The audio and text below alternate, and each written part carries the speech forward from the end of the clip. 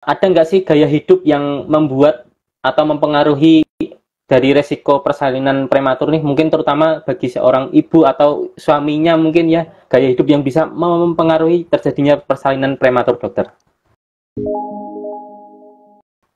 Nah, ini menarik. Karena banyak yang mensangkut pautkan antara persalinan prematur dengan kecapean, gitu. Dan sebetulnya kecapean ini udah terlalu sering dan terlalu banyak dijadikan kambing hitam untuk berbagai macam penyakit begitu loh. Mulai dari sakit jantung karena kecapean, mulai dari flu, batuk, pilek, infeksi virus, common cold begitu dibilangnya karena kecapean, radang tenggorok karena kecapean, COVID kena COVID dibilangnya gara-gara kecapean begitu ya. Bahkan nanti keputihan pun dibilangnya gara-gara kecapean gitu loh. Jadi kita terlalu banyak menyalahkan kecapean. Jadi seolah-olah kayak kita diciptakan oleh generasi-generasi sebelum kita sebagai generasi pemalas gitu ya. Nggak boleh capek-capek, ini itu nggak boleh capek-capek, nggak boleh kerja keras, harus banyak istirahat.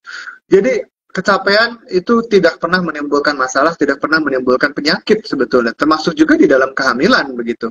Jadi kita jangan terjebak menjadi orang pemalas begitu loh dengan alasan oh kalau saya capek-capek nanti jadinya prematur, nanti kehamilan saya kenapa-kenapa. Tidak. Karena kehamilan itu orang yang hamil itu adalah orang sehat begitu ya. Orang hamil itu adalah orang sehat. Jadi jangan orang hamil diperlakukan seperti orang sakit begitu. Jadi kecapean itu nggak bikin terjadinya persalinan prematur, itu nomor satu.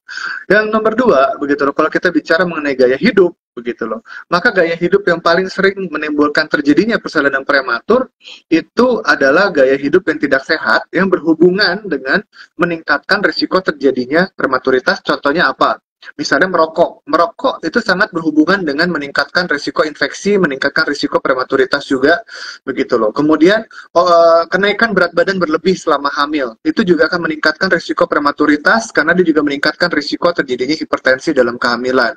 Kemudian misalnya adalah sering bergonta ganti pasangan seksual gitu loh, baik itu suaminya gitu kelihatannya di rumah baik-baik saja, ternyata banyak bermain di luar, itu juga meningkatkan risiko terjadi infeksi sehingga menimbulkan terjadinya prematuritas begitu. Jadi kalau kita bicara mengenai gaya hidup itu perannya holistik, artinya seluruh badan. Gaya hidup kita bagus, gaya hidup kita sehat, kita kenaikan berat badannya bagus, kenaikan berat badan kita bagus, pola makan kita bagus, pola aktivitas kita bagus, maka secara holistik badan kita dari atas sampai bawah juga bagus kan gitu. Tetapi bukan artinya dengan kita bagus-bagusin semua, arti kita nggak bakal lahiran prematur. Karena kita tetap bisa lahiran prematur, misalnya tiba-tiba kita pecah ketuban gitu loh.